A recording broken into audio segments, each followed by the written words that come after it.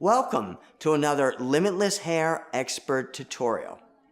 My name is Dino, and I'm here to tell you a story that is called A Limitless Story with No Ending.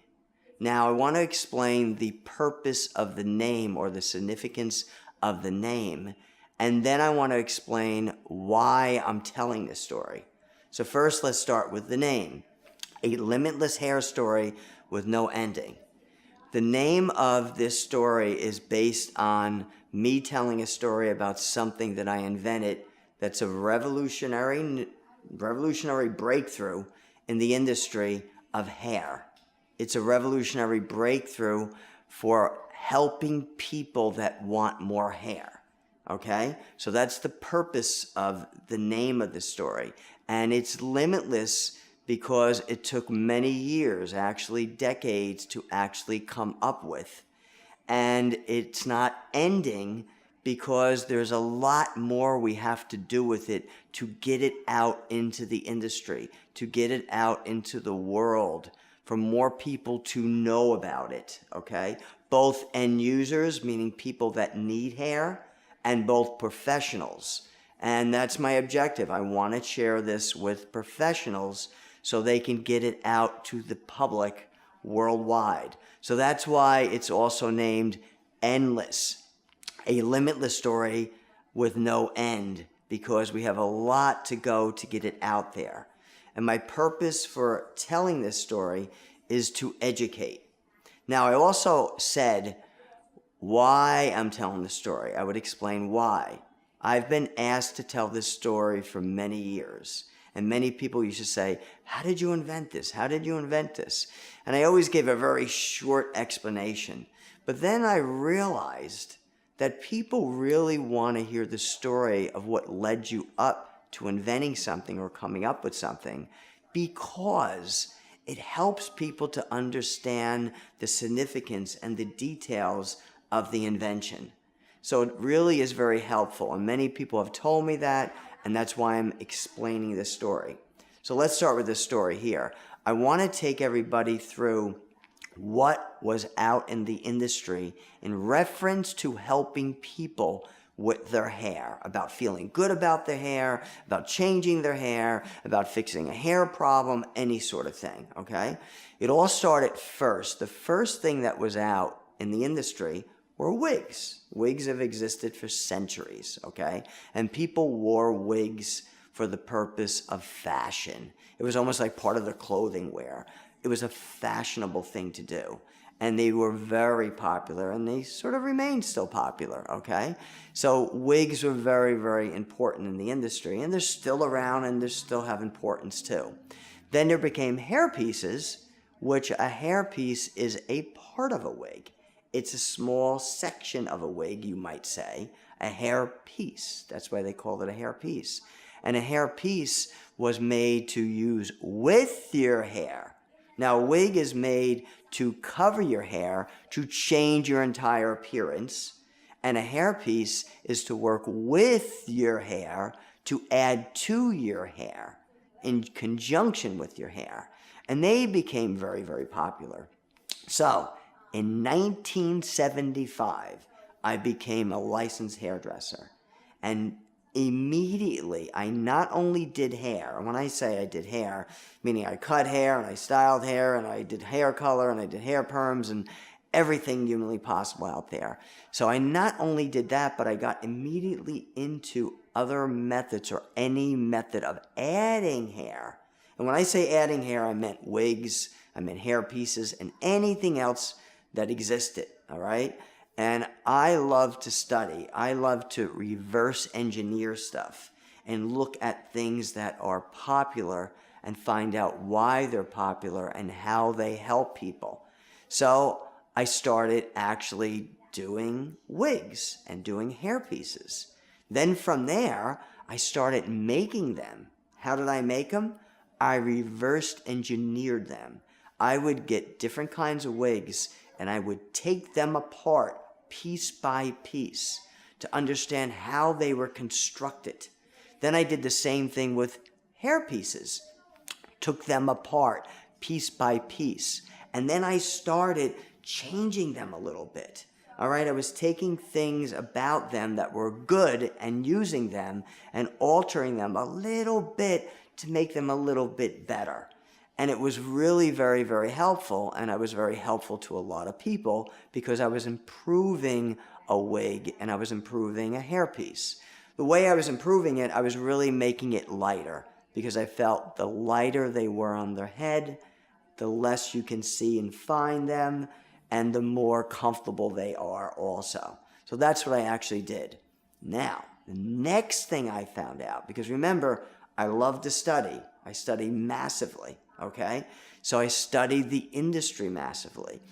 And I found out about something pretty remarkable called a hair weave, all right, back then. And even back then, hair weaves were invented about very roughly about 10 years before, and they were hardly known. So let me explain what a hair weave is for people that don't know it. Two women from Cleveland, Ohio, actually invented hair weaving, all right? And it was about 10 years before 1975, but still hair weaving was known, but not known that much. And they did something remarkable. It was a revolutionary breakthrough, and I want to explain why, all right? A weave was the first method to add hair that stayed on your head.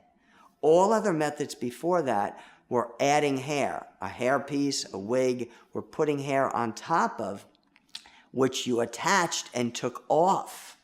A hair weave was the first method that was attached to your head and stayed on.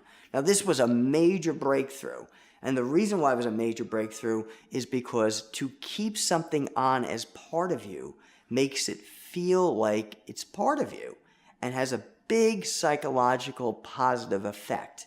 Because if now you put hair on and you go to sleep with the hair instead of taking it off, and you go in the shower with the hair instead of taking it off, and you dive in the water with the hair, and it's part of you, it makes a big, gigantic leap in the way you feel about yourself, because you start to forget that it's not your hair, that it's all your hair.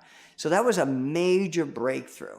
And what they did with hair weaving is they cornrowed your hair. And just so you know, these two women, there were two black women from Cleveland, Ohio, which black women knew very well how to cornrow hair, which are braids that are down against your scalp. And they took the cornrows, made them a little smaller, and they made something called a wefting, today known as a track. A wefting is a strip of hair. They took hair, ran it through a machine, and tied hair together to make a strip of hair. Now it's known in the industry also as hair extensions, but we're going to get to that later, okay? So now they made these strips of hair called wefts, and what they did is they sewed the wefts onto the cornrows. And because they sewn it on, what happened was now the hair was part of the client, part of their hair, where they can sleep with it and wake up with it. So that was a major breakthrough because, it was the first step of having hair put on your head that stayed there, okay? So now, one more thing about this story I forgot to mention. This story is going to be broken up into different parts.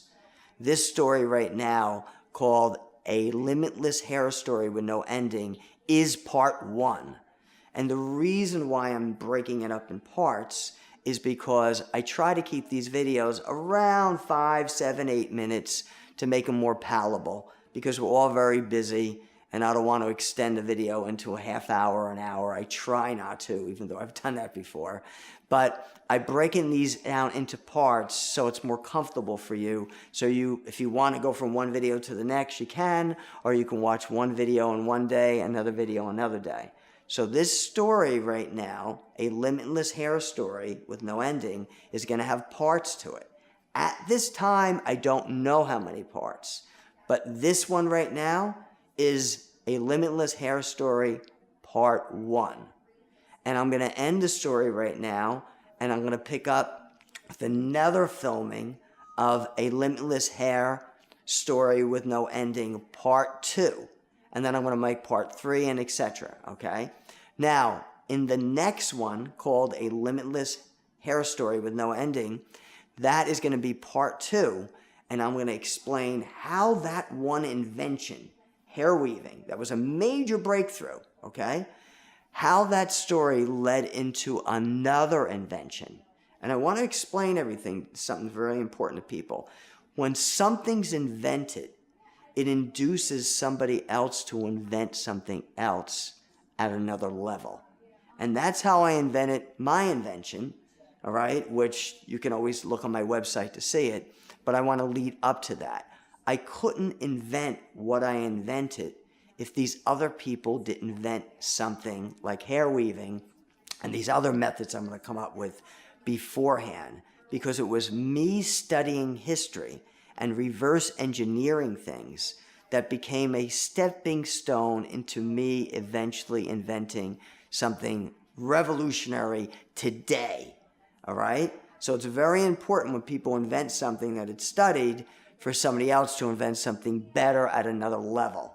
So the next video, part 2 of a limitless hair story with no ending, is going to talk about, I'm going to explain about how hair weaving was then taken and somebody else invented something on another level. So please watch the next video called A Limitless Hair Story with No Ending, Part 2. See you then.